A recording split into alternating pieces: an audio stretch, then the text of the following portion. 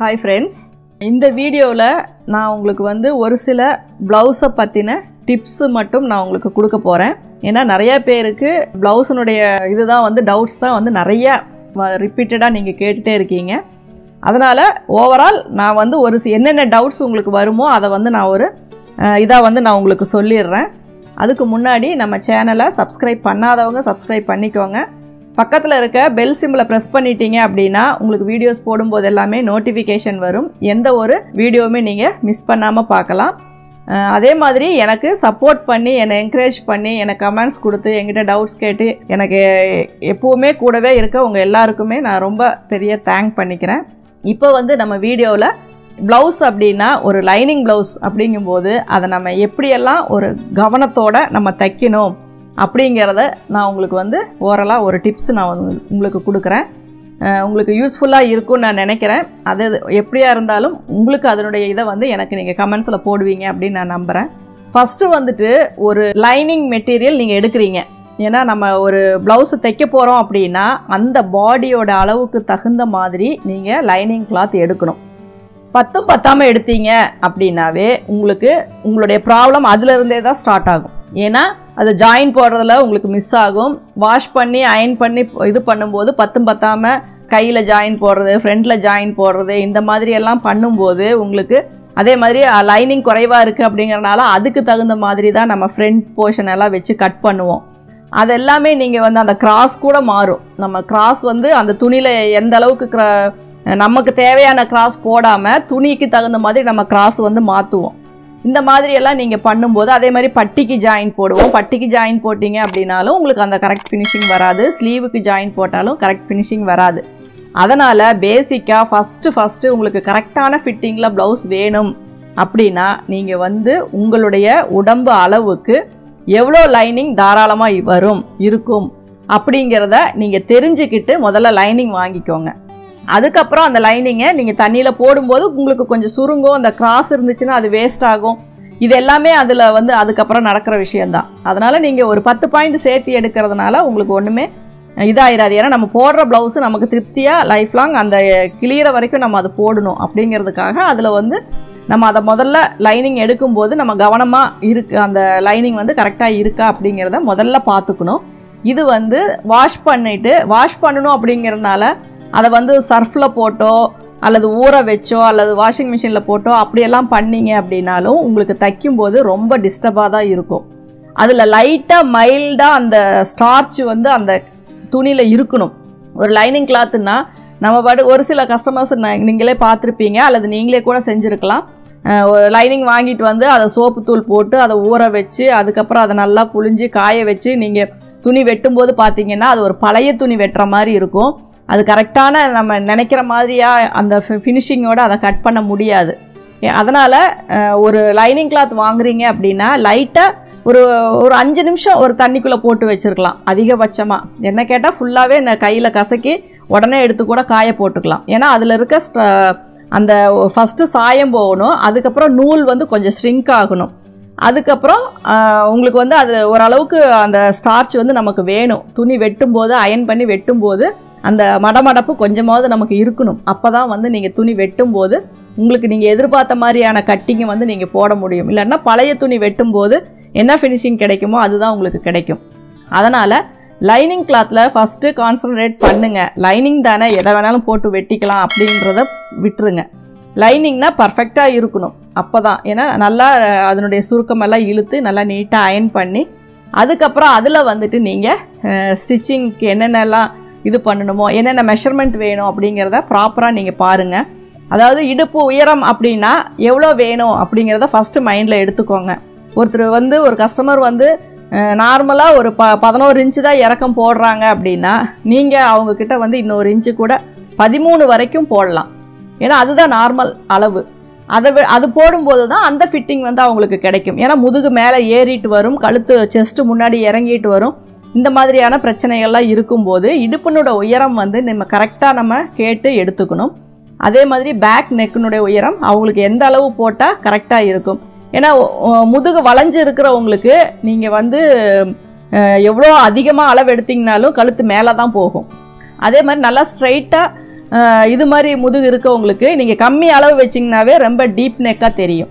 அதனால் அந்த சேஞ்சஸுமே எதனால் வருது அப்படிங்கிறத நீங்கள் பார்த்துக்கோங்க.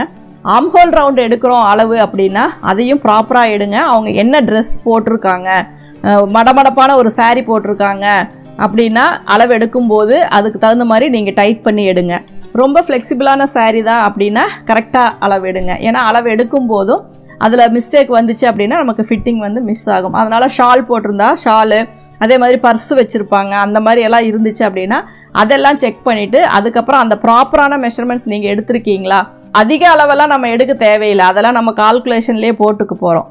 ஃபஸ்ட்டு வந்து மார்பு சுற்றளவு, அப்புறம் இடுப்பு சுற்றளவு, அதுக்கப்புறம் ப்ளவுஸினுடைய உயரம், அதுக்கப்புறம் பின்கழுத்து, முன்கழுத்து, ஷோல்டர், கை நீளம், ஆம்ஹோல் சுற்றளவு, கை சுற்றளவு, இதுதான் நம்ம எடுக்க போகிறோம். முன்பக்க உயரம் இதெல்லாமே வந்துட்டு நம்மளா கால்குலேஷன் தான் நம்ம போட்டு வச்சுக்க போகிறோம். அளவு ப்ளவுஸ் இருந்துச்சு அப்படின்னா அதை வச்சு நம்ம அளவு எடுத்துக்க போகிறோம். இப்படி எல்லா அளவுகளுமே நீங்கள் ப்ராப்பராக ஒரு நோட்டில் எழுதுங்க. ஒவ்வொரு அளவும் ஒவ்வொரு பக்கம் எழுதாதீங்க. ஒரு சார்ட் மாதிரி போட்டுக்கிட்டீங்க அப்படின்னா ஃபஸ்ட்டு அவங்க நேம் எழுதிக்கிட்டிங்கன்னா போதும். எல்லா அளவுமே அதில் மார்பு சுற்றளவு ப்ராப்பராக நம்ம என்னென்ன அளவு எத்தனை அளவு எடுக்கிறோம் அப்படிங்கிறது எல்லாமே மேலே ஒரு காலம் மாதிரி போட்டு பிரிச்சுக்கிட்டிங்கன்னா அவங்கவுங்க பேருக்கு நேராக நீங்கள் அந்த எல்லா அளவுகளுமே நீங்கள் எழுதி நோட் பண்ணி வச்சுக்கலாம். ஒன்ஸ் எழுதிட்டீங்க அப்படின்னா நீங்கள் அதையே வந்து பேட்டர்ன் மாதிரி எப்போவுமே அதையே யூஸ் பண்ணிக்கலாம். சப்போஸ் அதில் ஏதாவது சேஞ்சஸ்னால் அந்த காலத்திலேயே போயிட்டு நீங்கள் அதில் என்ன சேஞ்சஸ் கேட்குறாங்களோ அதை பண்ணி மாற்றி எழுதி வச்சுக்கலாம். அப்படி இருக்கும்போது உங்களுக்கு இன்னும் கொஞ்சம் ஈஸியாக இருக்கும். அதனால் ஒரு ப்ளவுஸ் தைக்கிறோம் அப்படின்னா அதுக்கு ப்ராப்பராக கரெக்டான மெஷர்மெண்ட்ஸ் இருக்கா அப்படிங்கிறத பார்த்துக்கோங்க. இப்போ நான் ஒரு லைனிங் எடுக்கிறத சொல்லிட்டேன். அதே மாதிரி மெயின் கிளாத்தை பொறுத்து ஃபிட்டிங் மாறும். மெயின் கிளாத்னால் எப்படின்னா நிறைய பூனம் சாரீஸில், கிரேப்ஸில், கார்டன் சாரீஸில் இந்த மாதிரிலலாம் ப்ளவுஸ் வரும்போது பார்த்திங்கன்னா அதனுடைய வீவிங் லைன் அதை வந்து அந்த சாரீ நெஞ்சிருக்கிற விதமே பார்த்தீங்க அப்படின்னா ஃபுல்லாக க்ராஸாக தான் இருக்கும். அது எப்படி தான் நீங்கள் போட்டு தைச்சிங்கனாலும் கண்டிப்பாக ஏதாவது ஒரு சுருக்கம் வந்து தான் இருக்கும். அதை வந்து நம்மளால் அவாய்ட் பண்ண முடியாது. ஏன்னா அந்த வீவிங் நேராக இருந்தால் மட்டும்தான் நம்ம தைக்கிற இதுக்கு வந்து அதை கரெக்ட் பண்ணி தைக்க முடியும். இப்படி வர ஒரு 70% அந்த ப்ராப்ளம் இருக்கும். நம்ம வந்து அதை ஒரு முடிஞ்ச வரைக்கும் அதை ஒரு குறைக்கணும் அப்படின்னு நினச்சிங்க அப்படின்னா எக்ஸஸாக வந்து நீங்கள் தையல் போடணும். இப்போ ஃப்ரண்ட்டு வந்து லைனிங் கட் பண்ணியிருப்பீங்க, அது மேலே மெயின் கிளாத் வச்சிங்கன்னா கிராஸாக 2-3 லாங் ஸ்டிச் போட்டு விட்டுட்டு அதுக்கப்புறம் அவுட்டரில் தையல் போட்டு எக்ஸஸாக இருக்கிறத கட் பண்ணுங்கள். டாட் பிடிக்கிறதுக்கு முன்னாடி சின்ன தையல் வந்து டாட்டுக்கு கிராஸாக போட்டு இது பண்ணுங்கள். இதுக்கு எல்லாமே நான் வீடியோஸ் நம்மள இருக்குது. இருந்தாலும் நான் உங்களுக்கு ஒரு ப்ளவுஸு ஃபினிஷிங்காக தைக்கிறதுக்கு என்ன பண்ணணும் அப்படிங்கிறதுக்கான டிப்ஸு தான் நான் வந்து உங்களுக்கு சொல்லிகிட்ருக்கேன். அந்த டாட் வந்து பர்ஃபெக்டாக இருக்கணும். நான் ஏற்கனவே சொல்லியிருக்கேன், அந்த சின்ன தையலில் ஒரு கிராஸ் லைன், அதாவது ஆம்ஹோலில் இருந்து பெரிய டாட் வரைக்கும் சென்டர் வரைக்கும் போட்டுட்டீங்க அப்படின்னா கீழே இருக்கிற துணி மேலே வராது. அதனால் அந்த கழுத்துக்கிட்ட ஷோல்டர்கிட்ட உங்களுக்கு சுருக்கம் வராது. அதனால் அந்த தையலை வந்து ரெகுலராக போட்டு பழகிக்கோங்க. அதுக்கப்புறம் அட்டாச்சு பண்ணும்போதும் கவனமாக பண்ணணும். உள்ளே சுருக்கு வந்துடக்கூடாது. அது நல்லா ப்ரெஸ் பண்ணி விட்டு கையில் நல்லா தள்ளி விட்டு குண்டூசி எல்லாம் போட்டு ப்ராப்பராக அதுக்கு தகுந்த மாதிரி நீங்கள் பண்ணினீங்க அப்படின்னாலும் உங்களுக்கு ஃபினிஷிங் நல்லாயிருக்கும். இது மேக்ஸிமம் கிராஸ்டாக வர துணிக்கு மட்டும்தான் இவ்வளோ உங்களுக்கு வந்து ஒரு டென்ஷனாக இருக்கும். ஆனால் அதையும் நீங்கள் பொறுமையாக ஹேண்டில் பண்ணிங்க அப்படின்னா உங்களுக்கு வந்து ஃபினிஷிங் நீட்டாக இருக்கும். அதே மாதிரி உங்களுக்கு மெயின் கிளாத் வந்து ரொம்ப சாஃப்டாக இருந்துச்சு அப்படின்னா லைனிங்கை வந்து ஒரு அளவுக்கு குவாலிட்டியாக யூஸ் பண்ணுங்கள். அப்போ தான் வந்து உங்களுக்கு அது ஈக்குவல் பண்ண முடியும். ரெண்டுமே குவாலிட்டி இல்லாமல் இருந்துச்சுன்னா கண்டிப்பாக அந்த ப்ளவுஸ் வந்து வேஸ்ட் ஆயிரும். அதனால் லைனிங் வந்து நல்ல ஒரு சப்போஸ் ரொம்ப டிரான்ஸ்பரண்ட்டான மெட்டீரியலுக்கு நிறைய பேர் ஃபுல் ஆயில் மெட்டீரியல் கூட லைனிங்காக யூஸ் பண்ணிக்கிறாங்க. அந்த மாதிரி கூட யூஸ் பண்ணிக்கலாம். அப்படி இல்லை அப்படின்னா நீங்கள் மிக்சிங் மெட்டீரியலில் லைனிங் வந்து போட்டுக்கோங்க. ஏன்னா கேம்ப்ரிக்கு போடும்போது அதுவும் ரொம்ப வாஷ் பண்ண சலசலன்னு போயிடும். மெயின் கிளாத்தும் போயிடுச்சு அப்படின்னா உங்களுக்கு ஃபிட்டிங் வந்து கிடைக்காது. அதனால் ஓரளவுக்கு மிக்சிங் மெட்டீரியல் அல்லது ஃபுல் ஆயில் அந்த மாதிரி யூஸ் பண்ணிக்கிட்டீங்க அப்படின்னா ரொம்ப டிரான்ஸ்பரண்ட்டாக இருக்கிற ப்ளவுஸுக்கு நல்லா லைஃப் வரும். போடும்போது உங்களுக்கு ரொம்ப யூஸ்ஃபுல்லாக இருக்கும். அதனால் அந்த மாதிரியான இதை வந்து நீங்கள் ஃபாலோ பண்ணுங்கள். அதே மாதிரி லைனிங்கை பொறுத்த வரைக்கும் நான் ஃபஸ்ட்டு சொன்னது தான், ரொம்ப டிரான்ஸ்பரண்ட்டாக இருக்கிறதுக்கு வந்து ரொம்ப தண்ணியில் போட்டு கொலன்னு ஆனதுக்கப்புறம் நீங்கள் வந்து அது ஒரு ஸ்டிஃப்னஸ் இல்லாமையே வெட்டி தைச்சிங்க அப்படின்னாலும் அது கம்ப்ளைண்ட் வரும். அதனால தான் சொல்கிறேன், ஓரளவுக்கு லைனிங் குவாலிட்டியாகவும் ஸ்டிஃபாகவும் யூஸ் பண்ணுங்கள். பட்டி வந்து அந்த மாதிரி ரொம்ப இதாக இருக்கிறதுக்கெல்லாம் நல்லா திக்காக வைங்க. அப்போ தான் உங்களுக்கு கப் ஷேப் வந்து ஃபிட்டிங் கரெக்டாக வரும். அதுவும் ரொம்ப சாஃப்டாகவே வச்சிட்டிங்க அப்படின்னா அந்த இடம் அதுவும் உங்களுக்கு ரொம்ப ஒரு மாதிரி ஃபினிஷிங் இல்லாத மாதிரி இருக்கும். அதனால் பட்டி வந்து நல்லா பேண்ட் கிளாத்தை கூட உள்ளே கொடுத்து ஸ்டிஃபாக வச்சுக்கிட்டீங்க அப்படின்னா உங்களுக்கு போடும்போது ரொம்ப நீட்டாக இருக்கும். இப்போ இது எல்லாமே ஓவரால் நம்ம மேலே அதே மாதிரி ஹெம்மிங் பண்ணுறது, கிராஸ் பீஸ் வைக்கிறது, இதெல்லாமே கரெக்டாக வைக்கல அப்படின்னா நெக்கு வந்து நீங்கள் எவ்வளோ தான் பார்த்து தைச்சாலும் சுருக்கம் வந்துச்சு அப்படின்னா அந்த ஃபினிஷிங் போயிடும். அதனால் நல்லா கிராஸ் பீஸ் கொடுத்து நெக்கு வந்து ஃபினிஷ் பண்ணுங்கள்.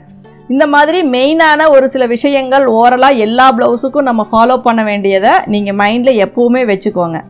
அதுக்கப்புறம் ஒவ்வொரு கஸ்டமருக்கு நம்ம எப்படி பண்ணணும் அப்படிங்கிறத நீங்கள் அதுக்கு செப்பரேட்டாக அவங்களுக்கு ஏதோ ஒரு இது மாதிரி நோட் பண்ணி வச்சு நீங்கள் ஃபாலோ பண்ணுங்கள். உங்களுக்கே வேணும்னாலும் உங்களுக்கு தெரியும், ஒரு ப்ளவுஸ் இப்போ நான் தைச்சு போடுறேன் அப்படின்னா எனக்கு ஃப்ரண்ட்டில் வந்து இவ்வளோ கிராஸ் போட்டு கட் போட்டால் தான் எனக்கு ஃபிட்டிங் கரெக்டாக வரும், ஷோல்டர்கிட்ட இப்படி ஒரு கிராஸ் கொடுத்தா தான் எனக்கு கரெக்டாக வரும் அப்படிங்கிறதெல்லாமே அவங்கவுங்க ஒவ்வொருத்தருக்கும் தனிப்பட்ட பிரச்சனைகள் இருக்கிறத வந்து நீங்கள் அதையும் மைண்டில் வச்சுக்கணும்.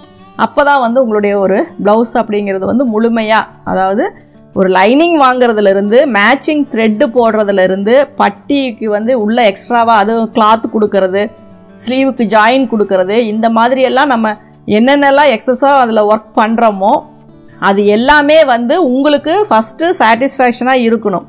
அப்போ தான் வந்து அது போடுறவங்களுக்கும் சரி அல்லது உங்களுக்கா கஸ்டமருக்கா அப்படிங்கிறது வந்து அவங்களுக்கு வந்து அதில் ஒரு திருப்தி கிடைக்கும். ஏன்னா நம்ம ஒரு ப்ளவுஸை ஒரு கஷ்டப்பட்டு நம்ம தைக்கிறோம் அப்படின்னா அதில் முழுக்க ஃபஸ்ட்டு நம்ம தான் திருப்தி அடையணும். நம்ம தைச்சிருக்கிறது எத்தனை ப்ளவுஸ் தைச்சாலும் அந்த ஒவ்வொரு ப்ளவுஸையும் நம்ம எடுத்து கரெக்டாக இருக்கா, எல்லாமே கரெக்டாக ப்ளேஸ் பண்ணும்போது கரெக்டாக சீட்டிங் இருக்கா, ப்ளவுஸ் பார்க்க அழகாக இருக்கா அப்படிங்கிறது இன்றைக்கி வரைக்கும் நான் பார்க்க தான் செய்கிறேன். ஏன்னா அப்போ தான் வந்து நம்ம கட் பண்ணி கொடுத்து ஒருத்தர் தைச்சாலும் சரி அல்லது நம்மளே தைச்சாலும் சரி அந்தந்த போர்ஷன் எல்லாம் கரெக்டான பொசிஷனில் இருக்கா அப்படிங்கிறதெல்லாம் நம்ம செக் பண்ணும்போது தான் நமக்கு வந்து அதில் ஒரு திருப்தி கிடச்சிச்சின்னா கண்டிப்பாக கஸ்டமருக்கு அது திருப்தியாக இருக்கும் அப்படிங்கிற நம்பிக்கை வந்து நம்மளுக்கு கிடைக்கும். அதனால் ஒரு ஏனாதானா அப்படிங்கிற மாதிரி செய்யாமல் எந்த ஒரு வேலையை செஞ்சாலும் அதில் சின்சியராக அதுக்கு என்னென்ன நம்ம யூஸ் பண்ணணும், என்னென்ன மெட்டீரியல், ஒரு மார்க்கர் யூஸ் பண்ணுறது, நீடில் யூஸ் பண்ணுறது, டேப் யூஸ் பண்ணுறது, ஸ்கேல் யூஸ் பண்ணுறது, பின் யூஸ் பண்ணுறது முதல் கொண்டு ப்ராப்பராக எல்லாமே வச்சுக்கிட்டீங்க அப்படின்னா உங்களுடைய சக்ஸஸ்ஃபுல்லான ஒரு ப்ளவுஸுக்கு வந்து அது வந்து ரொம்ப சப்போர்ட்டாக இருக்கும். ஏன்னா நம்ம வந்து நிறைய பேர் வந்து பொழுதுபோக்குக்காகவோ அல்லது அது வந்து என்ன சொல்கிற ஏதோ ஒன்று தைக்கணும் பண்ணணும் அப்படிங்கிறதுக்காக இருக்காங்க. ஆனால் என்னை பொறுத்த வரைக்கும் என்னை ஃபாலோ பண்ணுறவங்க எல்லாருமே என்கிட்ட கமெண்ட்ஸில் கேட்குறவங்களா இருக்கட்டும், எனக்கு வந்து தேங்க் பண்ணுறவங்களா இருக்கட்டும், எல்லாருமே பார்க்கும்போது எனக்கே ரொம்ப எக்ஸைட் ஆகிற அளவுக்கு தான் நீங்கள் எல்லாருமே எனக்கு கேள்வி கேட்குறீங்க. நான் உங்களுக்கு அதுக்கு ரிப்ளை பண்ணுறேன்.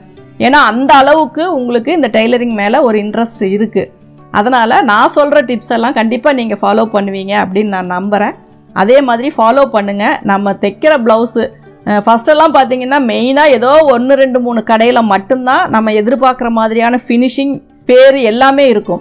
ஆனால் நான் சொல்கிற டிப்ஸை யூஸ் பண்ணி நீங்கள் ஃபாலோ பண்ணீங்க அப்படின்னா நம்ம வீட்டில் தைக்கிற ப்ளவுஸு கூட ஒரு பெரிய கடையில் தைக்கிற அளவுக்கான ஒரு ஃபினிஷிங் வந்து நம்மளால் கொடுக்க முடியும், கொண்டு வர முடியும். எல்லாமே வந்து நம்மளுடைய டேலண்ட்டு தான். அதனால் கண்டிப்பாக நான் சொல்கிற சின்ன சின்ன விதிமுறைகள், நான் சொல்கிறத நீங்கள் தப்பாக எடுத்துக்காமல், அதாவது நான் வந்து சொல்கிற இது வந்து உங்களுக்கு யூஸ்ஃபுல்லாக இருக்கும்னு நான் சொல்கிறேன். வளவலன்னு பேசுகிற மாதிரி இருந்தாலும் நான் தேவையானது தான் சொல்கிறேன்னு நான் நினைக்கிறேன். அதனால் நீங்கள் யூஸ் பண்ணி கரெக்டான இதை ஃபாலோ பண்ணி ஒரு ப்ளவுஸை வந்து நீங்கள் சக்ஸஸ்ஃபுல்லாக தைக்கணும். இது ப்ளவுஸுக்கு மட்டுமல்ல, ஒரு சுடிதாராக இருந்தாலும் சரி, வேறு எந்த ஒரு கார்மெண்ட்டாக இருந்தாலும் சரி, இதே மெத்தடு தான் நம்ம வந்து ஃபாலோ பண்ணணும். அதனால் முடிஞ்ச வரைக்கும் உங்களுடைய பொறுமையை நீங்கள் உங்களுடைய ஸ்டிச்சிங்கில் காட்டினீங்க அப்படின்னா அது வந்து உங்களுக்கு ரொம்ப பெரிய ஒரு சக்ஸஸ்ஃபுல்லான ஒரு இதாக உங்களுக்கு அமையும் அப்படிங்கிறது நான் கண்டிப்பாக நான் சொல்கிறேன். ஏன்னா எனக்கு வந்து என்னுடைய அனுபவத்தை தான் நான் சொல்கிறேன். நான் அது இப்போ வரைக்கும் நான் அது உணர்கிற விஷயந்தான். அதனால் கண்டிப்பாக நீங்கள் ஃபாலோ பண்ணுங்கள். இவ்வளோ நேரம் நான் சொன்ன டிப்ஸை நீங்கள் பொறுமையாக கேட்டதுக்கு ரொம்ப தேங்க்ஸ். உங்களுடைய கமெண்ட்ஸை நான் ரொம்ப எதிர்பார்க்குறேன். அதே மாதிரி ஒரு சிலர்கிட்ட வந்து என்னால் ஃபோனில் வந்து ரொம்ப நேரம் பேசவோ அந்த டவுட்டை கிளியர் பண்ணவோ அல்லது நிறைய பேருக்கு கொஸ்டின்ஸ் ஆன்சர் வந்து மிஸ் ஆகவோ செஞ்சுருந்தா நான் வந்து சாரி கேட்டுக்கிறேன். ஏன்னா எனக்கு வந்து டைம் இல்லை அப்படிங்கிறது தான் ரீசன். இந்த வீடியோ உங்களுக்கு பிடிச்சிருந்தா லைக் பண்ணுங்கள், ஷேர் பண்ணுங்கள். Thank you viewers.